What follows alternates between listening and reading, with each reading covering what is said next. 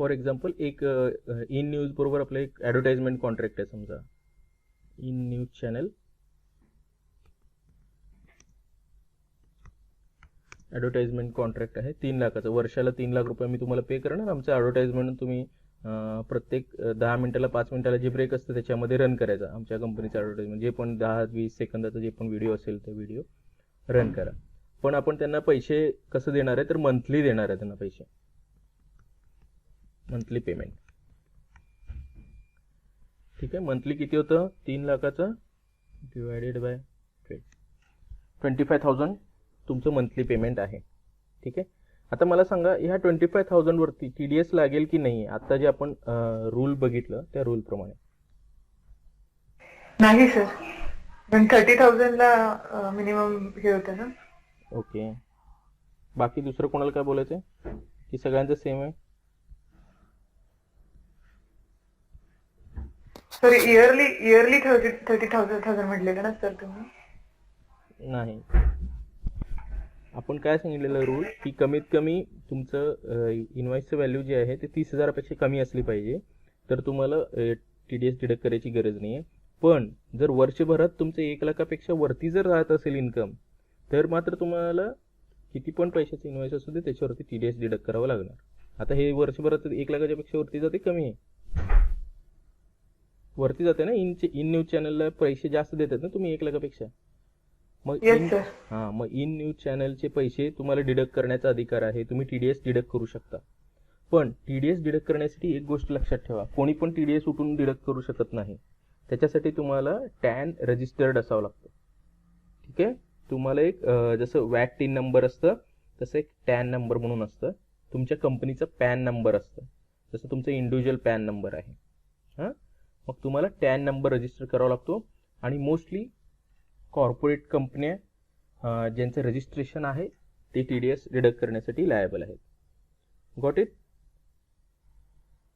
Yes sir. मग आता समजा तुम्हाला आता TDS याच्यावरती डिडक्ट करायचं आहे, TDS किती % डिडक्ट करणार? TDS पर्सेंटेज काय असणार? आता आपण रूल बघितलं, जर तुमचं TDS इंडिव्हिज्युअल असेल म्हणजे ती जर कंपनी व्यक्ती असेल तर तुम्ही 1% डिडक्ट करणार, कंपनी असेल तर 2% डिडक्ट करणार. आता इन न्यूज चॅनल काय आहे, कंपनी आहे. येस सर, कंपनी येते. मग त्याला 2% डिडक्ट करणार. हा सर, 2%. की अजून एक दृष्टीने चेक करणार की त्याच्याकडे त्यांनी पॅन नंबर रजिस्टर्ड दिलंय की नाही.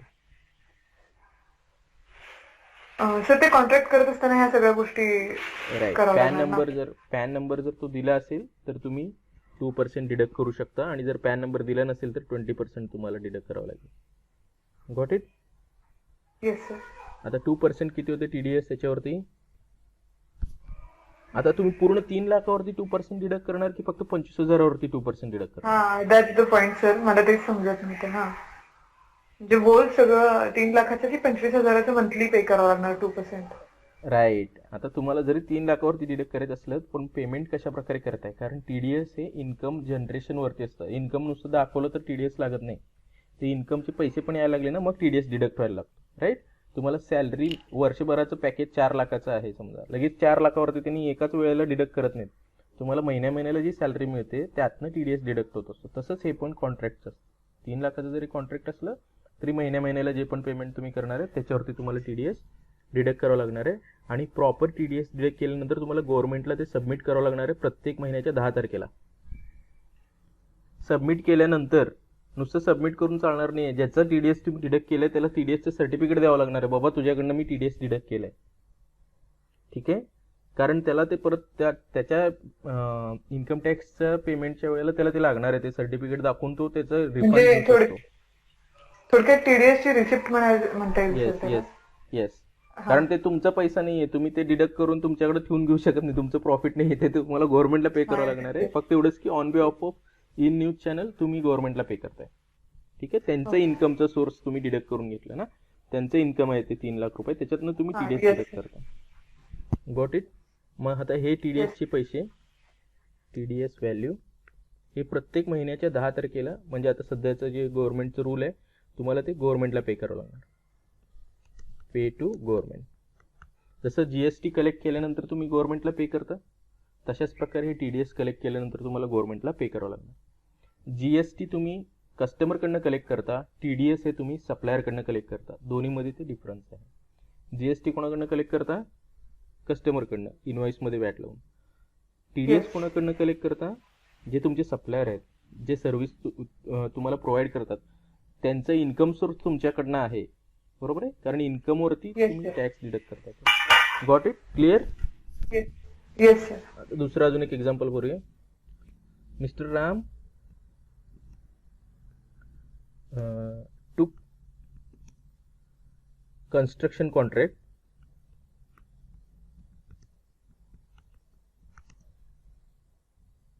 for value 25 lakh.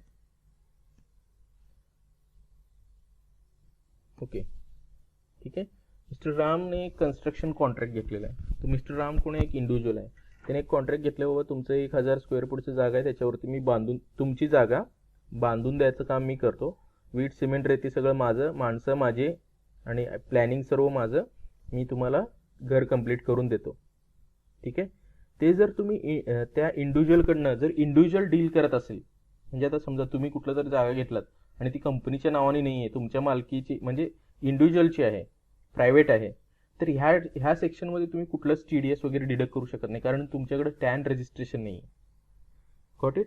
पण हेच राम जर समजा मॅकडोनल्ड्स या कंपनीला सेल करतोय, ठीक आहे, जागा म्हणजे मॅकडोनल्ड्सला त्यांनी डिझाईन करून दिलेलं आहे, त्याचं जागा एरिया वगैरे सगळं कार्पेट एरिया वगैरे काढून डिझाईन करून त्याला दिलेलं आहे. मॅकडोनल्ड कंपनीकडे टॅन नंबर आहे, ठीक आहे. मग मॅकडोनल्ड कंपनीकडे टॅन नंबर जर असेल तर त्याच्याकडे अथॉरिटी आहे रामला किती पण पैसे देतो त्याच्या रिलेटेड हिशोब ठेवण्याचं आणि दुसरं TDS डिडक्ट करण्याचं. आता 25 लाखाचं जे अमाऊंट आहे त्याच्यामध्ये मॅकडोनल्ड्सला तो हिशोब पण देणार आहे की कुठले कुठले वस्तू वापरल्या. समजा त्यांनी 80% जर त्याची वस्तू वापरला असेल, ठीक आहे, मटेरियल, तो त्यांना ब्रेकअप पण द्यावा लागणार आहे. त्याला तो ब्रेकअप देतोय की 25 लाखामध्ये मटेरियल माझं 70% आहे, ठीक आहे. 50% पकडूया आपण, 50% मटेरियल आहे, ठीक आहे, म्हणजे 12.5 लाखाचं मटेरियल झालं. लेबर्स वगैरे मी जे चार्ज करतोय, ठीक आहे, 1 महिन्याच्या कॉन्ट्रॅक्टमध्ये मी लेबर्स चार्ज करतोय 60,000. एक एक्झाम्पल पकडून चालू आहे की 60,000 रुपये मी लेबरचं पैसे चार्ज करतोय, ठीक आहे. त्याच्यानंतर मला डिझायनिंगचं कॉस्ट लागेल, म्हणजे डिझायनर जे इंटेरियर डिझायनर असतील किंवा तुमचे जे काय म्हणतात सिव्हिल इंजिनियर्स असतील त्यांचं चार्ज लागेल एक समजा 2 लाख रुपये, ठीक आहे. तो एक्सप्लेन करत जाईल की लाइटिंगचे चार्जेस अशा प्रकारे लागेल, इलेक्ट्रिशियन असेल, सो असं ब्ला ब्ला ब्ला तो सांगत जाईल. तो जे त्याचे खर्च होणार आहेत, ठीक आहे, तो त्याचं बजेट तो दाखवून देईल, तो तुम्हाला बिल पण देईल सर्व. त्याच्यामध्ये मग एक शेवटचं एक त्याचं पॉईंट असणार आहे सर्व्हिस चार्ज. मॅकडोनल्ड्सला बाकीच्या वरच्या कुठल्या पण इन्कममधनं पैसे डिडक्ट करण्याची संमती नाही आहे, पण सर्व्हिस चार्ज जो तो लावेल राहिलेले पैसे, म्हणजे आता 25 लाखामधले राहिलेले पैसे म्हणल्यानंतर पहिलं एक मायनस हे सर्व मायनस करत जायचे त्यातनं त्यांनी जे पण बाकीचा हिशोब दिलेला आहे, ठीक आहे. आणि प्रॉपर बाकीच्या सगळ्यांचं डिटेल्स त्याच्याकडे असलं पाहिजे, भले त्यांनी नकली का देईना तुम्हाला, म्हणजे इनवॉइसेस त्याच्याकडे असले पाहिजे सगळ्याचे, ठीक आहे. 10,76,000 बनते, 25 लाख, ते 1 शून्य जास्त झालं आय थिंक. 12,50,000, 60,000, 2,00,000, हां 4,90,000 बनते, ठीक आहे. टोटल सर्व्हिस चार्ज त्याचं ते कॉन्ट्रॅक्टमधनं त्याला पैसे किती मिळणार आहे, त्याचं इन्कम किती आहे, 4,90,000. आता तुम्हाला मात्र पूर्ण हक्क आहे की त्या 4,90,000 वरती तुम्ही डिडक्शन करू शकता. आता इंडिव्हिज्युअल आहे म्हटल्यानंतर किती % डिडक्ट करणार? सर 2%. राईट. पण आता 2% इंडिव्हिज्युअल वरती डिडक्ट करणार नाही, इंडिव्हिज्युअलला तुम्ही 1% डिडक्ट करायचं असतं, सॉरी, कंपनीला हा 2%. 1%. ओके.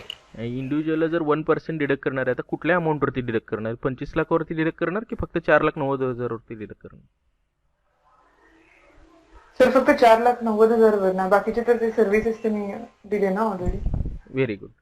मग 4,90,000 वरती 1% म्हणजे किती होते? तर 39,000, 49,000. 4,900. 1% काढायचं. सॉरी, हा 10%. 1%. हा, राईट. येस. ठीक आहे, TDS तुमचं झालं 4,900. ते तुम्हाला गव्हर्नमेंटला पे करायचे आणि त्याला रिसिट थांबवायचं, बाबा हे घे तुझं रिसिट, तुझे पैसे मी पे. ठीक आहे, येस. Got it. आता तुम्हाला लक्षात यायला लागलं इंडिव्हिज्युअलचं कशा प्रकारे आहे किंवा कॉन्ट्रॅक्टरचं कशा प्रकारे आहे. आता रेंटच्या रिलेटेड बघूया. तुमची स्वतःची एअरटेलची कंपनी आहे समजा, एअरटेलचं एक फ्रँचायझी आहे. ठीक आहे, एअरटेल कंपनी आहे किंवा एअरटेलची एक फ्रँचायझी आहे. तुम्ही मग जागा बघितलं, एका सोलापूरमध्ये एका कॉर्नरला कुठंतरी जागा बघितलं आणि तिथं तुम्ही जाऊन सांगितलं की मी महिन्याला 25,000 रुपये तुम्हाला रेंट देतो, जे पण असेल ते कॉन्ट्रॅक्ट झालं तुमचं सर्व. ठीक आहे, आता ते रेंट तुम्ही कोणाकडनं जागा कोणाची आहे, इंडिव्हिज्युअलची असू शकते किंवा ग्रुपची असू शकते किंवा कंपनीची असू शकते, XYZ. जे पण ओनर आहे त्या ओनरचं पॅन कार्ड तुम्हाला पहिल्याच दिवशी भेटणार आहे ज्याच वेळेला तुम्ही कॉन्ट्रॅक्ट करता. त्या हिशोबाने तुम्ही मला प्रत्येक महिन्यात जे 25,000 तुम्ही देणार त्याचं तुम्हाला डिडक्शन करावं लागणार. किती पर्सेंटनी? इंडिव्हिज्युअल असेल तर 1% आणि कंपनी असेल तर 2%. महिन्याला मग त्यांना रेंट पूर्ण 25,000 पे नाही करायचं तुम्हाला, कारण त्यातलं तुम्हाला गव्हर्नमेंटला पण पे करायचं आहे, जे पण 1% किंवा 2% असेल ते. जर 1% असेल तर 2,500 तुम्हाला ते डिडक्ट करून त्याला बाकीचं चेक इश्यू करावं लागणार आणि 2,500 तुम्हाला TDS म्हणून गव्हर्नमेंटला जमा करावं लागणार. तुमच्याकडनं जाणार 25,000च, फक्त द्यायची पद्धत वेगळी. अर्धे पैसे मालकाला आणि अर्धे पैसे म्हणजे 1% गव्हर्नमेंटला, बाकीचे पैसे सर्व ओनरला. Got it? Yes sir. काही क्वेरी, काय विचारायचं त्याच्याबद्दल?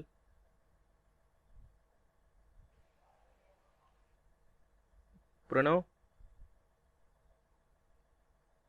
नाही सर. समजतंय? हो. ओके, आता आपण बघूया सॅलरीच्या रिलेटेड. समजा रिलायन्स ही तुमची कंपनी आहे प्रणव, अंबानीच्या फॅमिलीमधले तुम्ही, रिलायन्स तुमची कंपनी आहे. तुमच्या इथं 3,000 एम्प्लॉई आहेत. ठीक आहे, एक पकडूया आपण जस्ट, म्हणजे सोलापूरमध्ये आपल्या त्या कंपनीमध्ये 3,000 एम्प्लॉई आहेत. बाकी इंडिया, ऑल ओव्हर इंडियामध्ये भेटलं तर त्यांचे जवळपास 10 लाख एम्प्लॉई असतील रिलायन्सच्या अंडर. आपण फक्त सोलापूरमध्ये 3,000 एम्प्लॉई असं पकडूया. ठीक आहे, तर 3,000 पैकी 250 एम्प्लॉई जे आहेत, ठीक आहे, 250 एम्प्लॉई जे आहेत त्यांचा पगार वर्षाला 10 लाखापेक्षा जास्त आहे. ठीक आहे, बाकीचे जे एम्प्लॉई आहेत म्हणजे जवळपास 2,000 एम्प्लॉई समजा, त्यांचा पगार 5 लाखापेक्षा कमी आहे पण 2-2.5 लाखापेक्षा जास्त आहे. म्हणजे इयरली पगारचं सांगतो मी. ठीक आहे, बाकीचे राहिलेले 750 एम्प्लॉई जे आहेत त्यांचा पगार जवळपास समजा तुम्ही 7 लाखाच्या जवळपास आहे. ठीक आहे, मग आता ह्या एम्प्लॉईजचं सॅलरी ज्या वेळेला तुम्ही करताय त्यावेळेला तुम्हाला एक गोष्ट लक्षात ठेवावी लागणार, त्यांचं जे इयरली पॅकेज आहे ते इयरली पॅकेज हे टॅक्स स्लॅबच्या आतमध्ये येते की टॅक्स स्लॅबच्या बाहेर येते. जर टॅक्स स्लॅबपेक्षा मोठं होत असेल, म्हणजे टॅक्सचं जे त्यांनी मिनिमम टॅक्स स्लॅब 2.5 लाखाचा आहे त्याच्यापेक्षा जर जास्त आहे त्यांचा पगार, तर तुम्हाला दुसरी गोष्ट लक्षात ठेवावी लागणार की मेडिक्लेम सिटीसाठी किती आहे आणि रुरलसाठी किती आहे, रेंट सिटीसाठी किती अलाउड आहे, रुरलसाठी किती अलाउड आहे. त्याच्यानंतर तुम्हाला पेन्शन स्कीम असतील किंवा तुमचं जे PF कॉन्ट्रीब्युशन आहे त्याचे पर्सेंटेज सिटीसाठी किती आहे, रुरलसाठी किती आहे आणि टॉप रेटेड मेट्रो सिटीसाठी किती आहे, हे वेगवेगळे पर्सेंटेजने त्यांना डिस्काउंट भेटत असतं. म्हणजे त्यांच्या इन्कममध्ये स्लॅबमध्ये त्यांना कमी दाखवत येतं. आत्तापर्यंत जे पण मेट्रो सिटीमध्ये 5 लाखापर्यंत लोक कमवतात ना, त्या लोकांनी कधी टॅक्स भरलेला नाही आहे, कारण ते 2.5 लाखाच्या आतमध्ये घेऊन येतात, बाकीचे सर्व त्यांनी डिस्काउंटमध्ये घेऊन जाते. मग कोणी जरी त्यांचं घर जरी रेंटवरती नसलं तरी रेंटवरती आहे म्हणून सांगून त्याचे रेंटचे रिसिट दाखवून तिथं डिस्काउंट मिळवतात. मेडिक्लेमची फॅसिलिटी जिथं असते तिथं मेडिक्लेम्स म्हणजे नकली बिलं पण दाखवून तुम्ही डिस्काउंट मिळवू शकता. आणि तुमचं LIC लाईफ इन्शुरन्स पॉलिसी भरलेलं असतं तर त्याच्या प्रीमियमवरती तुम्हाला डिस्काउंट भेटतात. खूप साऱ्या ठिकाणी त्याच्यामध्ये तुम्हाला डिडक्शन्स भेटतात. मग ते डिडक्शन दाखवून 2.5 लाखापर्यंत तुमचं इन्कम जर दाखवलं तर तुम्हाला कुठल्याच प्रकारचं इन्कम टॅक्स भरावा लागत नाही. ठीक आहे, जे कमी ज्यांचं सॅलरी आहे. पण त्याचं सर्व प्रूफ तुम्हाला HR डिपार्टमेंटला सबमिट करावं लागतं. म्हणून HR डिपार्टमेंट पण काय आहे, थोडंसं हुशार आहे. ते काय करतं माहिती आहे, हे त्यांना माहिती आहे की हे लोक शेवटी जाऊन डिडक्शन्स घेणारच आहेत आणि हे सगळं काहीतरी प्रूफ दाखवणारच आहेत. त्यामुळे ते लोक काय करतात, ते लोकांचं डिडक्टच करत नाही. ज्यांचं 5 लाखापेक्षा कमी आहे सॅलरी त्यांचं त्यांनी TDS डिडक्टच करत नाही. पण 5 लाखापेक्षा जर जास्त असेल तर त्यांचं ते जे स्लॅब असतं ते डिस्काउंटिंगचं स्लॅब असतं त्याच्या बाहेर जातं ते सर्व स्कीमच्या.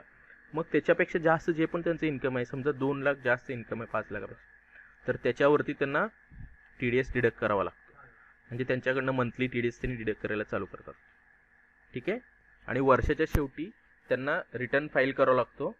आणि रिटर्न फाईल केल्यानंतर ॲक्च्युली प्रत्येक पॅन कार्ड होल्डरला रिटर्न फाईल करावा लागतो. हे लिहून घ्या कुठंतरी. ठीक आहे. जर pan card holder return file करत नसेल तो सगळ्यात मोठी चूक करतोय. मी तुम्हाला सांगेन पुढे जाऊन त्याचं कसं प्रॉब्लेम होतं, काय होतं, कशा प्रकारे असतं, रिटर्न फायलिंग काय Yes, असतं. ठीक आहे. तुमचं जे बँकेमध्ये डिपॉझिट आहे त्या प्रत्येक डिपॉझिटवरती किंवा कुठलाही इंटरेस्ट तुम्हाला भेटतोय त्या प्रत्येक इंटरेस्टवरती TDS डिडक्ट होतं. दुसरी गोष्ट, तुम्ही जर सॅलरीड असाल तर तुमच्या प्रत्येक महिन्याच्या सॅलरीमधनं डिडक्शन झालेलं असतं. एक तर TDS डिडक्ट होतं, काही कंपन्यांमध्ये प्रोफेशनल चार्जेस पण डिडक्ट होतात. प्रोफेशनल टॅक्स ते पण डिडक्ट होतात. मग हे पण जे पण टॅक्स तुमच्याकडनं डिडक्ट होत आहेत, जर तुमचं स्लॅब त्या टॅक्सच्या दायऱ्यामध्ये बसतच नसेल तर तुम्हाला पैसे गव्हर्नमेंट परत करत असतं. पण त्यासाठी तुम्हाला प्रत्येक वर्षी रिटर्न फाईल करावं लागतं. खूपसे असे लोक आहेत ज्यांना रिटर्न फायलिंग म्हणजे काय तेच माहीत नाही आणि मग त्यांचे पैसे गव्हर्नमेंट एन्जॉय करतो. 1 वर्ष जर तुम्ही गॅप घेतलात त्याचं रिटर्न फाईल केलं नाही तर ते पैसे गव्हर्नमेंटच्या खात्यात जमा होतात, तुमचे जे पण टॅक्स आहे. आणि ते टॅक्स तुम्हाला गव्हर्नमेंट स्वतःहून कधीच सांगणार नाही की तुम्ही रिटर्न फाईल करा. Got it. मग तुम्ही स्वतःच्या फायद्यासाठी रिटर्न फाईल करत जा. दुसरी गोष्ट, Yes. आता 15G फॉर्म भरतात काही लोक बँकेमध्ये जाऊन म्हणतात की बाबा आमचं FD आहे, FD वरती जे इंटरेस्ट येतं त्याच्यावरती टॅक्स लावू नका, आमचं स्लॅब आम्ही टॅक्सच्या स्लॅबमध्ये येत नाही. ठीक आहे. 15G फॉर्म भरतात, प्रत्येक वर्षी भरतात. पण त्यांनी हे लक्ष देत नाहीत की जर त्यांचं इन्कम टॅक्सच्या स्लॅबपेक्षा मोठं होत असेल तर त्यांना प्रत्येक वर्षी 0 रिटर्न फाईल तरी करावं लागतं. जर 0 रिटर्न फाईल पण केले नाहीत आणि TDS पण डिडक्ट करू दिले नाहीत बँकेला तर प्रत्येक वर्षीचं जे पण टॅक्सचं अमाऊंट आहे, इंटरेस्टच्या वरती जे टॅक्सचं अमाऊंट आहे त्याच्या 300 पट टॅक्स तुम्हाला भरावा लागतो. म्हणजे 3 ते 4 लाख रुपये टॅक्स तुम्हाला 5व्या-6व्या वर्षी भरावं लागेल. आणि ते अचानक येतात, म्हणजे इन्कम टॅक्सवाले अचानक तुम्हाला लेटर पाठवून देतात. तुम्हाला कुठलीच कल्पना नसणार की तुमच्यावरती लक्ष ठेवलं जात आहे. ते सगळं कॉम्प्युटराइज्ड आहे. तुम्हाला लेटर आलं, तुम्ही घाबरणार, CA कडे पळणार, इकडे तिकडे जाणार. मग CA काय सांगणार, टॅक्स भरावाच लागणार आहे तुम्हाला, जेवढं उशीर लेट करता तेवढं पेनल्टी लागेल. मग तुम्हाला नाईलाजाने पैसे भरावे लागणार. मग 3-4 लाख फुकटच तुमचे वेस्ट होणार. मग त्याच्यापेक्षा काय करायचं, प्रत्येक वर्षाला 0 रिटर्न तरी ॲटलिस्ट फाईल करून ठेवायचं. तुमच्या मागं ते भूत लागत नाही टॅक्सचं. ठीक आहे. Yes, yes. ज्यांनी पण पॅन कार्ड घेतलं त्यांनी लक्षात ठेवा आणि तुमच्या घरच्यांना पण सगळ्यांना अलर्ट करा, पॅन कार्ड असेल तर 0 रिटर्न तर फाईल करून ठेवा म्हणून, जरी तुमचं इन्कम नाही दाखवायचं Yes, असेल. Got it. Okay, sir. Pranav, Komal आहेत तुम्ही ऑनलाईन? हो सर. Yes sir. समजलं. आपण 4ही प्रकार बघितले. कुठलं बघितलं? एक तुमचं कन्स्ट्रक्शन, ठीक आहे, एक तुमचं रेंट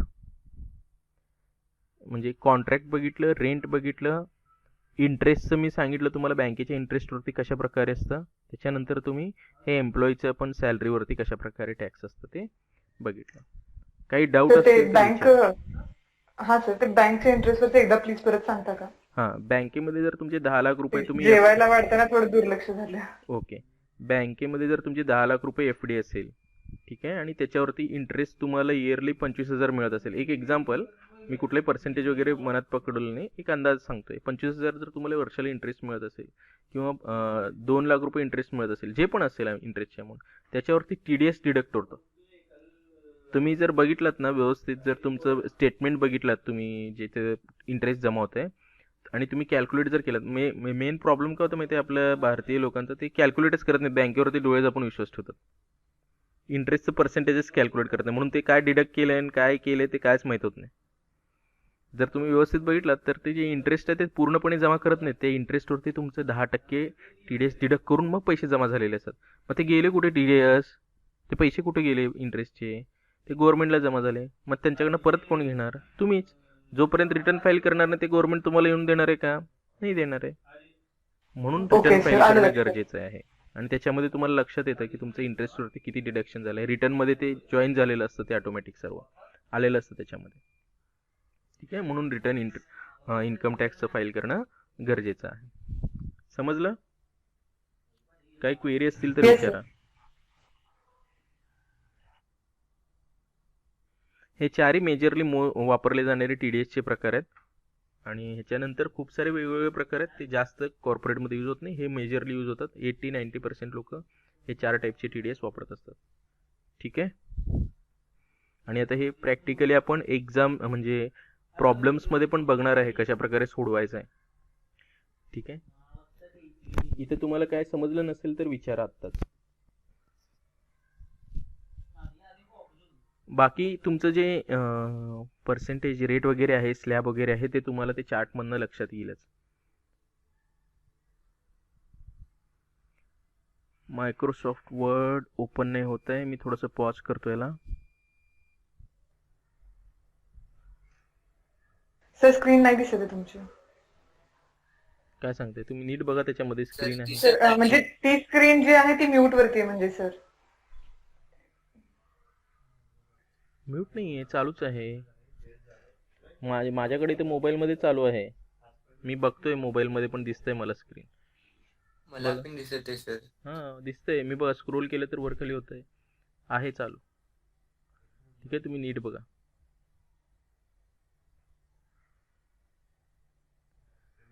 ओके. येस सर, दिसतीये सर. चला TDS ॲक्टिवेशन पासून चालू करूया आपण. टॅक्स असेसमेंट नंबर अपडेट करण्यापासून.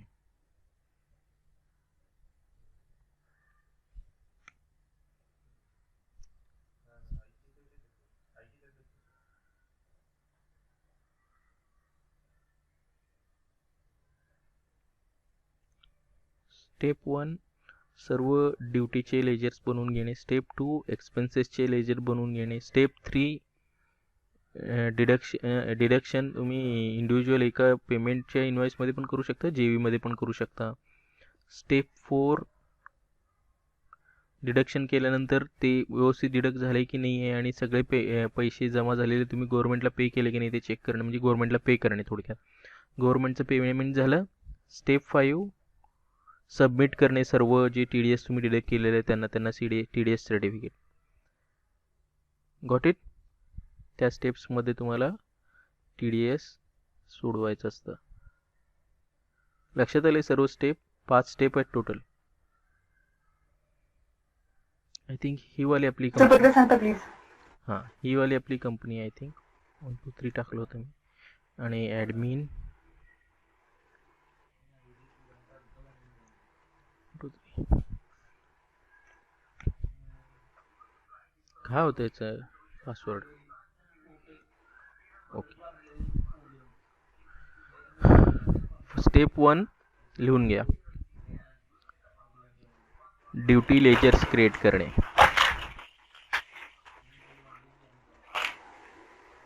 स्टेप 1 आहे ड्युटी लेजर्स क्रिएट करणे. स्टेप 2 आहे एक्सपेन्सेस लेजर्स क्रिएट करणे. स्टेप 3 आहे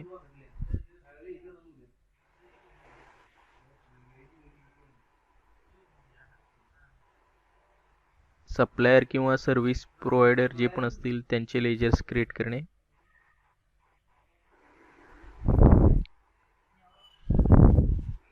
स्टेप 4 आहे TDS डिडक्ट करणे. स्टेप 5 आहे TDS डिडक्ट केल्यानंतर त्याचे TDSचे सर्टिफिकेट प्रोव्हाइड करणे. ठीक आहे, आणि डिडक्ट केलेले TDS सबमिट करणे ते स्टेप 4 मध्येच काउंट करा. सर फोर्थचं काय म्हटलं?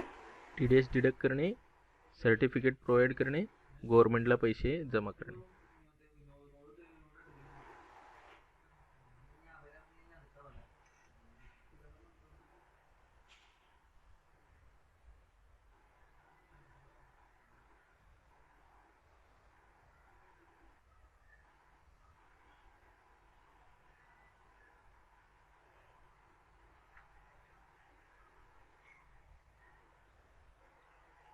TDS डिडक्ट करणे आणि गव्हर्नमेंटला पैसे जमा करणे. आणि TDS सर्टिफिकेट ज्यांना पण डिडक्ट केलं त्यांना प्रोव्हाइड करणे. ओके. ठीक आहे, चला मग चालू करूया. स्टेप 1, 2, 3, 4 सगळे आपल्याला बघायचे आहेत. आधी आपण आहे ती कंपनी एकदा बंद करून घेतो मी.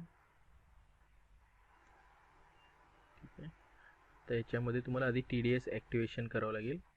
TDS ॲक्टिवेशन करण्यासाठी फीचर्समध्ये जावं लागेल. या ठिकाणी TDSचं ऑप्शन जे आहे त्याला ॲक्टिवेट करून घ्यायचं आहे. ठीक आहे, त्याच्यामध्ये तुमचं टॅन नंबर रजिस्ट्रेशन जे पण आहे ते टाकायचं आहे. या ठिकाणी आपल्याला प्रॉब्लेममध्ये जे दिलं आहे ते टाकूया.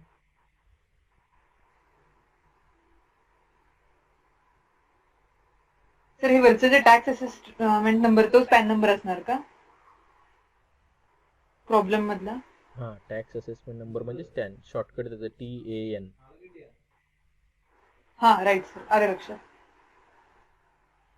पॅन नंबर वेगळा, टॅन नंबर वेगळा. टॅन नंबर हे टॅक्स डिडक्ट करणाऱ्यांसाठी असतात. पॅन नंबर हे कंपनीसाठी किंवा इंडिव्हिज्युअलसाठी त्याचं ओळखपत्र आहे.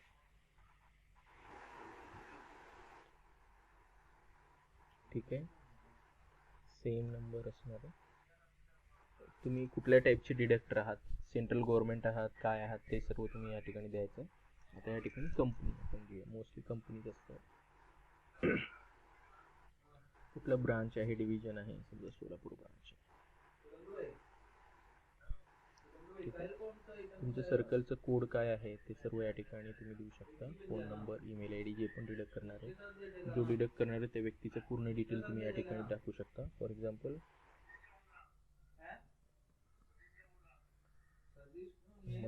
सन अँड डॉटर ऑफ जे पण असेल त्यांच्या वडिलांचं नाव येईल. या ठिकाणी डेझिग्नेशन असेल अकाउंट्स मॅनेजर जो डिडक्ट करतोय. आता ह्यांचं पॅन नंबर पण त्या ठिकाणी असेल, म्हणजे जो डिडक्ट करतोय तो व्यक्ती पण रिस्पॉन्सिबल आहे ते पैसे जमा करण्यासाठी, म्हणून ती सर्व माहिती या ठिकाणी भरली जाते. लक्षात ठेवा. जर काही सर्चार्ज वगैरे असतील, लिमिट्स ॲक्सेस वगैरे जर असतील तर या ठिकाणी तुम्हाला ते सेटअप करावं लागतं. ठीक आहे, सरचार्ज काय आहे, लिमिट एक्झम्पशन काय आहे, सेस काय आहे, जसं जसं प्रॉब्लेम पुढे जाईल आपण स्टेप बाय स्टेप बघूया. तर इथं मी ॲक्टिवेट करत नाही, जसं लागेल त्यावेळेला ॲक्टिवेट करूया. तर हे सर्व सेव्ह झालं. ठीक आहे, हे तुमचं कंपनीचं रजिस्ट्रेशन झालं समजा टॅनचं. नेक्स्ट आहे तुम्हाला ड्युटीचे लेजर्स बनवायचे. ठीक आहे, कुठली कुठली ड्युटी आहे, TDS कशावरती लागणार आहे. आता आपण बघितलं की 4 प्रकारांवरती आपण TDS लावणार आहे. त्यातले मोस्टली जास्त प्रकार कुठले, TDS ऑन कॉन्ट्रॅक्टर्स म्हणजे टेक्निकल किंवा सर्व्हिस प्रोव्हायडर किंवा प्रोफेशनल कॉन्ट्रॅक्टिंग असतील ते. त्याच्यानंतर TDS on technical services, TDS on rent. ठीक आहे, ह्या सर्व गोष्टी आपण बघणार आहे स्टेप बाय स्टेप जसं जसं येईल. तर फर्स्ट आहे तुमचं TDS ऑन टेक्निकल सर्व्हिसेस. मग या ठिकाणी लेजर्समध्ये जायचं, TDS ऑन टेक्निकल सर्व्हिसेस. ठीक आहे, अंडर ड्युटीज अँड टॅक्सेस, जे पण टॅक्सेसचे कुठले पण टॅक्स असू दे ते सर्व ड्युटीज अँड टॅक्सेसमध्ये आहे. ते सिलेक्ट करायचं TDS. ठीक आहे, आता इथे या ठिकाणी ऑप्शन विचारते नेचर ऑफ पेमेंट. ठीक आहे, मग इथं तुम्ही मोर डिटेल्समध्ये जाऊ शकता किंवा क्रिएटमध्ये जाऊ शकता. मी क्रिएटमध्ये गेलो समजा, मग TDS हेल्परला मी ऑन करतो. आता जर माझं लायसन्स जर कंपनी म्हणजे टॅली जर लायसन्स असेल तर हेल्परमध्ये मला ऑप्शन्स दिसायला लागतात. आता या ठिकाणी लायसन्स निघून गेलं आहे, कारण मी इंडियामध्ये असताना लायसन्स होतं माझं. आता इंडियातनं बाहेर आल्यानंतर हे लायसन्स निघून गेलं आहे. ठीक आहे, त्यामुळे या ठिकाणी ते हेल्परमध्ये अवेलेबल नाही आहे. तर मला काय करावं लागणार, मॅन्युअली फिलअप करावं लागणार ते सर्व फॉर्म. काय आहे, कुठल्या टाईपचं हे TDS डिडक्शन आहे, 194C किंवा 194T. आता हे प्रोफेशनल सर्व्हिसेसचं जे TDS आहे ते आपण बघूया. एक मिनटं, कशाचं आहे म्हणजे त्याचं पूर्ण डिटेल्स काय आहे ते बघूया, नंतर आपल्याला घ्यायला इझी होईल. Professional charges I think 194J आहे. Fees for professional and technical services 194J, आणि त्याचं स्लॅब पण त्या ठिकाणी आपल्याला अवेलेबल आहे. 194J च्या अंडरमध्ये हे डिडक्शन होणार. ठीक आहे, section 194J, fees for professional and technical services 194, payment code 194J, remittance 194J. ठीक आहे, पर्सेंटेज विचारतं त्यांनी किती पर्सेंटेजने डिडक्ट करायचं. इंडिव्हिज्युअल असेल तर प्रोफेशनल फीजला किती पर्सेंटेज आहे, ते 2% आहे. पण आपण आपल्या प्रॉब्लेममध्ये बघूया किती पर्सेंटेजने डिडक्ट केलेलं आहे, कारण प्रत्येक वर्षी पर्सेंटेज वेगवेगळे असतात. प्रोफेशनल फीजवरती किती पर्सेंट डिडक्शन आहे ते बघूया. 5% डिडक्शन आहे या ठिकाणी दिसते तुम्हाला, 5% आहे. आणि एज्युकेशन सेस किती म्हणले, 2%. ठीक आहे, आता आपण आधी 5%चं टाकूया. किती आहे, पॅन कार्ड असेल तर 5%, पॅन कार्ड नसेल तर 20%. ठीक आहे, कंपनीसाठी पण सेम, एक्सेप्ट. Got it. हे अशा प्रकारे तुम्हाला नेचर ऑफ पेमेंट बनवावं लागणार, कुठल्या अंडर तुम्ही TDS डिडक्ट करणार. मग सेव्ह करून घ्या.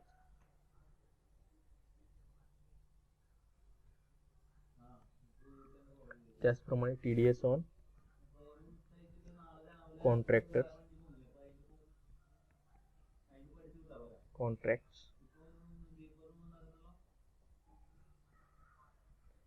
TDS on contract, duties and taxes. या ठिकाणी काय येणार, TDS. आता इथे या ठिकाणी नवीन नेचर ऑफ पेमेंट असणार. काय असणार, कॉन्ट्रॅक्टसाठी 194C, payments for contractors 194C,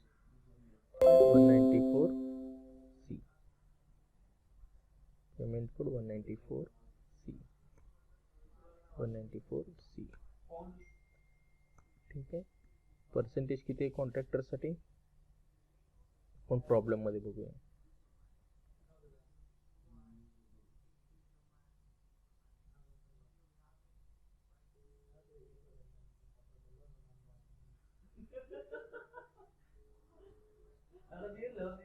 कुठं गेलं,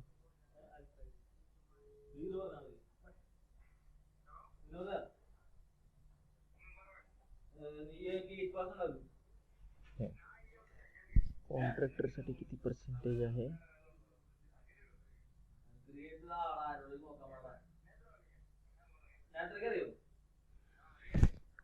1% आहे. सरचार्ज तुमचं 2.5% आहे आणि एज्युकेशन सेस 2% आहे. आधी आपण फक्त 1% च्या रिलेटेड बघूया.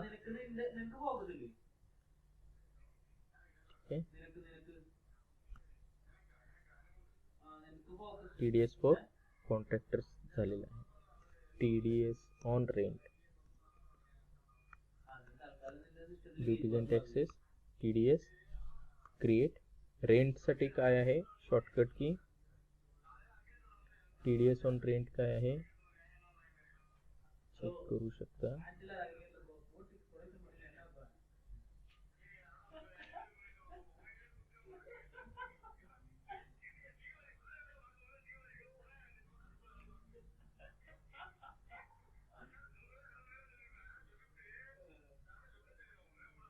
$15 आहे. ओके, TDS ऑन रेंट किती आहे, 15%. ठीक आहे, आता या ठिकाणी तुम्ही रेंटसाठी कुठला हे ग्रुप कुठला आहे बघूया.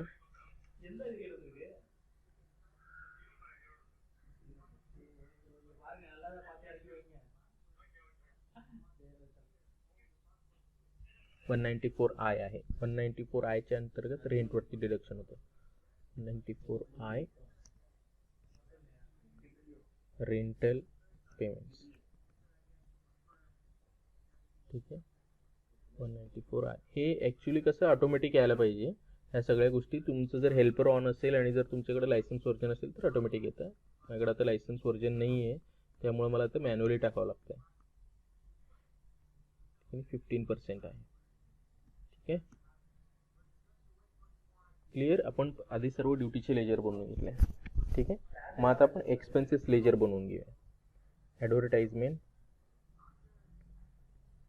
कॉन्ट्रॅक्ट.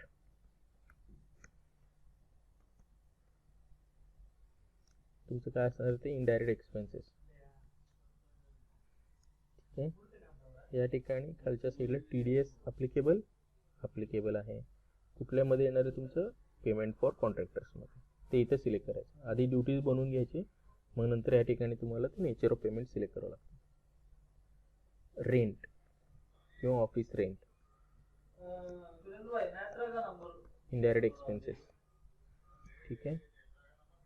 TDS अप्लिकेबल आहे त्याच्यामध्ये रेंटल पेमेंट्समध्ये. ठीक आहे. प्रोफेशनल सर्व्हिसेस, प्रोफेशनल और टेक्निकल सर्व्हिसेस, हे सर्व तुमचे एक्सपेन्सेस आहेत. ठीक आहे. त्याच्यावरती पण TDS आहे का, तुम्हाला TDS डिडक्ट करायचं का अप्लिकेबल, कुठल्या टाईपचं, प्रोफेशनल सर्व्हिसवरती 194G आहे. What it. सेकंड आपण बनवून घेतले सर्व एक्सपेन्सेसचे लेजर. थर्ड आता कॉन्ट्रॅक्टर्स किंवा जे पण तुम्ही सर्व्हिस प्रोव्हायडर्स आहेत त्यांचे लेजर्स बनवायचे. ठीक आहे. आता त्यांचे लेजर्स कोणते कोणते आहेत बघूया. रॉय सर्व्हिसेस, विकास अग्रवाल, बानिक पब्लिशिंग, 3 कॉन्ट्रॅक्टर्स आहेत, म्हणजे 3 सर्व्हिस प्रोव्हायडर्स आहेत. रॉय सर्व्हिसेस त्याच्याबद्दलची माहिती खाली दिलेली आहे, त्या हिशोबाने आपल्याला बनवून घ्यायचं आहे. Roy services, sundry creditors. ठीक आहे. TDS त्याचं डिडक्ट करायचं आहे का आपल्याला.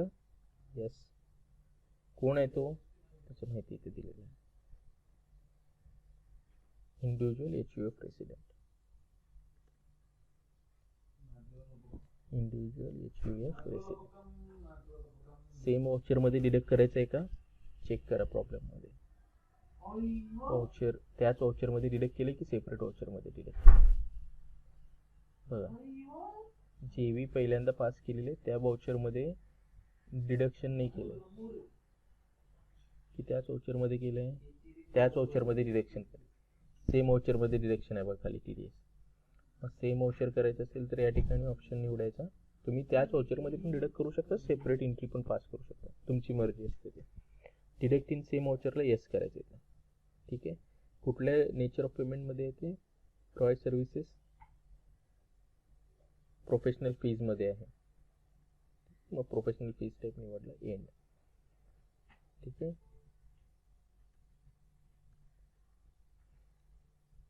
पेजअप, एक चूक आपण केली त्याच्यामध्ये, रॉय सर्व्हिसेसमध्ये आपण पॅन नंबर टाकला नाही, मग 20% डिडक्ट करणार तो. पॅन नंबर जर कोणाचं जर आपण टाकलं नाही तर 20% डिडक्शन होणार. नाही तर पॅन नंबर टाकायला विसरायचं नाही.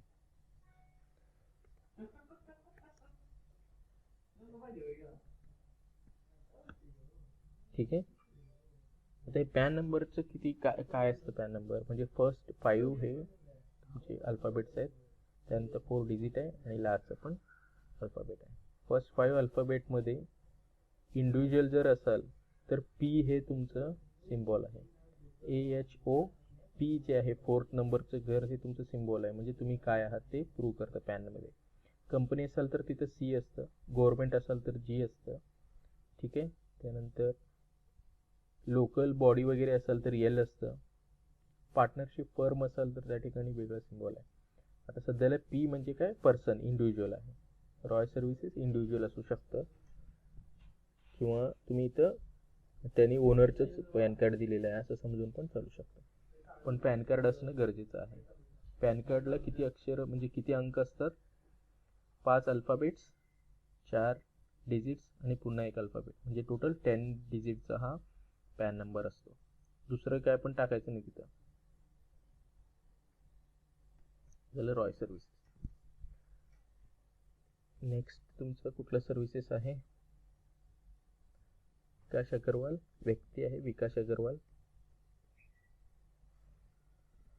इंडिव्हिज्युअल.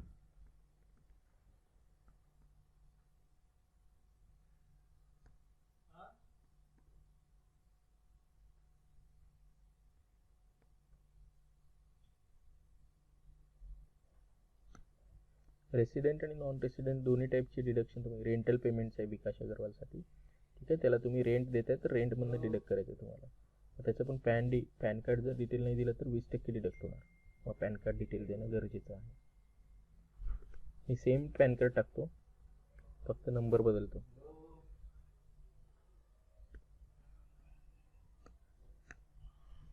ठीक आहे. त्याच्यानंतर नेक्स्ट काय आहे? बानिक पब्लिशिंग, सगळं ॲडव्हर्टाइजमेंट कॉन्ट्रॅक्ट आहे आपला.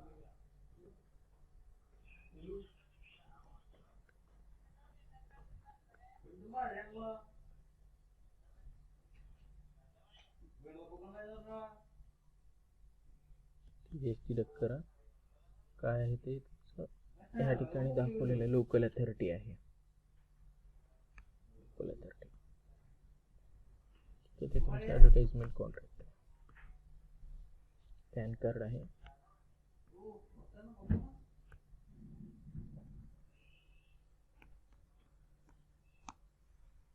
ठीक आहे, हे थर्ड स्टेप कंप्लीट झालं. तुमचे सर्व सप्लायरचे लेजर तुम्ही बनवून घेतलं. आता काय एंट्रीज, पेमेंटची एंट्री जे पण तुम्हाला सांगितलेलं आहे. फर्स्ट एंट्री काय आहे? Roy services charge ₹35,000 as a fees for technical services. ठीक आहे, टेक्निकल सर्व्हिसेस तुम्ही चार्ज केलेलं आहे, वाउचरमध्ये गेलं.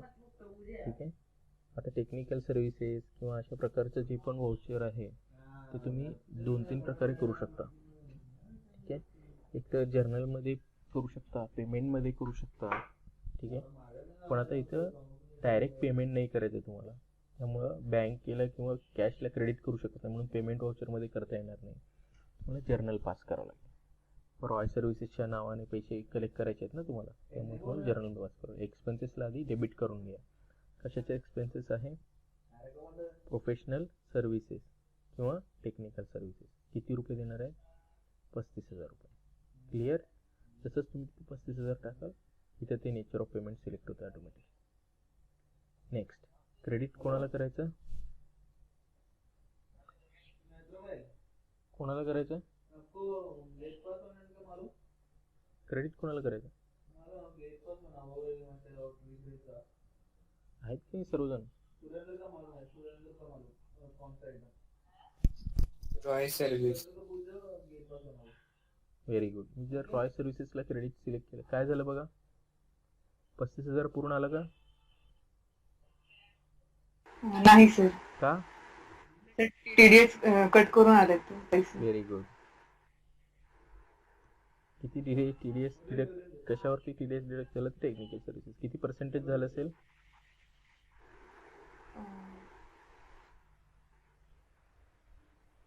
35,000 वरती किती पर्सेंट झालं असेल? 2%. 2% झाले सर. का 2% झालं? 1% का झालं नाही? सर पर्सनल अकाउंट म्हणजे ट्रेडर्स हे कंपनी आहे ना. हा, ठीक, कॅल्क्युलेट करून बघा बरं. 35,000 वरती 2% म्हणलं तर हे होतंय का? 1750. हे सर करेक्ट आहे. 17×2 = 34 आणि वरचे माझा विश्वास असतो. 1% म्हटल्यावर 1,750 रुपीज. आपलं हे नाही,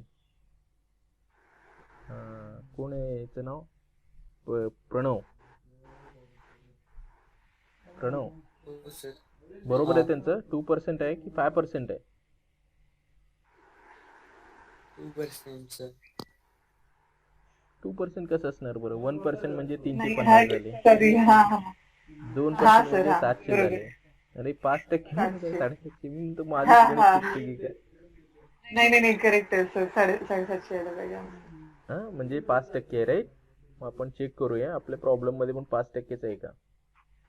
हो सर 5% दिलेलं. आहे 5%. पण आता एज्युकेशन येस सेस सर. आहे त्याच्यावरती. ते एज्युकेशन सेस डिडक्ट नाही करून घेतलं आपल्याकडनं.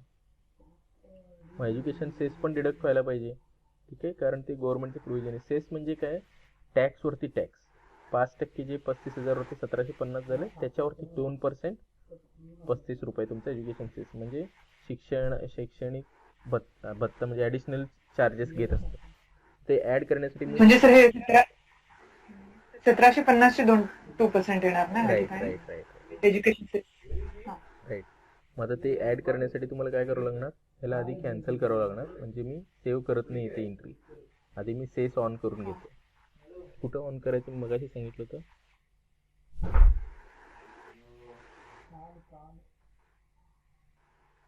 कंपनी फीचर्स, TDS,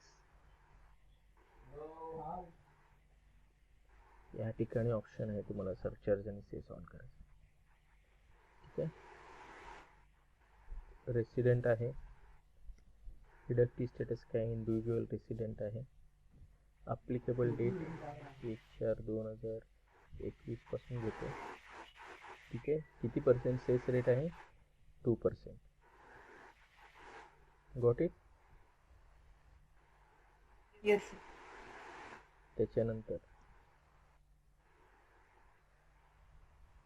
रेसिडेंटमध्येच एक लोकल अथॉरिटी म्हणून एक आहे, आपण ज्याच्यावरती सरचार्ज बघतोय. ठीक आहे, पुढे जाऊन आहे प्रॉब्लेम मध्ये सेस पण आहे आणि सरचार्ज पण आहे. चेक करून घ्या.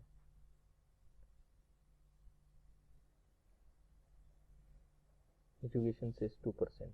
रेंट वरती पण आहे कुठंतरी. मी सरचार्ज पण, हा इथे बघा, सरचार्ज 2.5% आहे. पानिक पब्लिशिंग जी लोकल अथॉरिटी आहे. ठीक आहे, सरचार्ज 2.5, एज्युकेशन सेस 2%. मग ते एज्युकेशन सेस 2%च आहे, पण लोकल अथॉरिटीवरती सरचार्ज किती आहे, 2.5%. ठीक आहे, जे पण ॲडिशनल टॅक्सवरती टॅक्स लावायचं असतं ते ह्या ठिकाणी तुम्ही सेट करू शकता. ठीक आहे, परत एकदा मी एंट्री करतो बघा. आता जर्नलमध्ये आलं सेम, परत मगाशी सारखं टेक्निकल सर्व्हिसेस 35,000.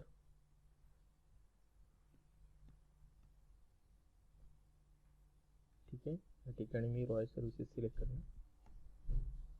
डिडक्शन झालं त्याचं लगेच TDSचं. TDS on technical services. आता या ठिकाणी बघा किती डिडक्शन झालं त्याचं, 1785 झालं. मग अशी 1750 होत होतं ते. वरती जे 30 रुपये एक्स्ट्रा झाले किंवा 35 रुपये जे एक्स्ट्रा झाले ते तुमचं 1750 वरती 2% झालेलं आहे. तुम्हाला जर समजत नसेल तर ह्याच्यामध्ये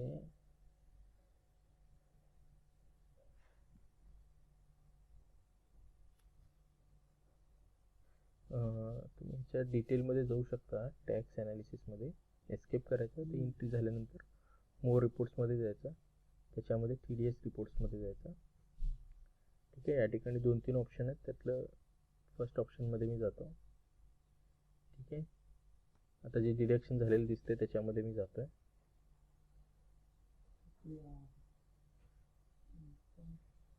एक तर आधी आपण केलेलं आहे, हे त्याच्यानंतरचं आहे.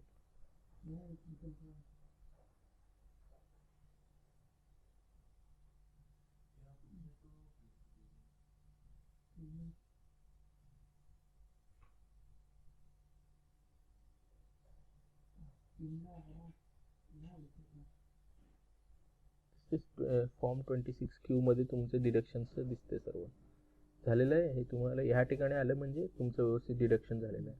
इथं ते रिफ्लेक्ट करायला पाहिजे तुम्ही जे डिडक्ट करताय ते. ठीक आहे, मग इथूनच तुम्हाला पेमेंट करायचं असतं. TDS रिपोर्टमध्ये दिसतं. कुठे आहे हे सर्व, डिस्प्लेमध्ये बघा. परत एकदा दाखवतो, डिस्प्ले TDS फॉर्म 26Q. ठीक आहे, त्याच्यानंतर TDS आउटस्टँडिंग मध्ये पण चेक करू शकता. अजून तुम्ही TDS हे फक्त डिडक्ट केलेलं आहे, गव्हर्नमेंटला पे केलेलं नाही म्हणून इथं आउटस्टँडिंग मध्ये दिसतं. आउटस्टँडिंग म्हणजे पे करणं बाकी आहे. थांबूया आपण इथं. उद्या आपण बाकीचे TDS बघूया.